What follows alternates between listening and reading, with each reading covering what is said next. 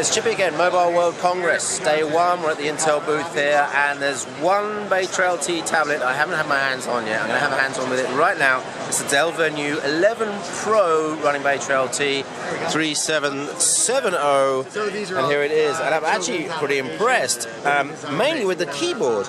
The keyboard is not only a good keyboard, it actually has a 30 watt-hour battery inside. So you've got a 30 watt-hour battery in the system, a 30 watt-hour battery in the keyboard. That is a 60 watt-hour. That is huge in terms of baytrail tablets. That's going to give you way over 10 hours worth of Wi-Fi on, working, and God knows how much connected standby time. Probably a couple of weeks of connected standby time. The design is really nice. Now remember, the baytrail version is a slightly thinner, slightly lighter 11.6-inch tablet. It's still full HD, but there's a core version of this which is about 1 millimeter thicker and a little bit heavier. And actually, this is on the limit of weight in terms of 11-inch tablets when you think about consumer scenarios, in my opinion. So I don't know what the exact weight is, but certainly in a landscape mode, when you're holding it, you get a fair bit of leverage on your wrist. In portrait mode, it's slightly easier.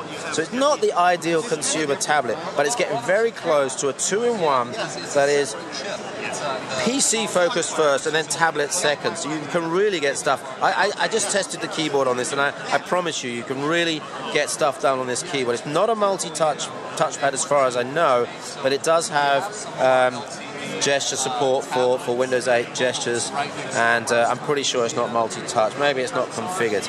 Now, I'm just going to ask someone to undock that for me and hold it up, so we're just going to have a look around the dock there. Now, there's no ports on the dock there. It's purely a battery keyboard dock. It's obviously USB. It's not a Bluetooth keyboard, so you can't use it for anything else. And that docks fairly easily into there. Let's just put that back in. And unlike the Mix 10, it is a unit that stays together. It's not a magnetically held unit. There's a clip in there, and it really makes it nice and mobile. Let's have a look around the device here. So you've got a power light, power button. That's probably one of the two microphones. Maybe there's an array mic on this.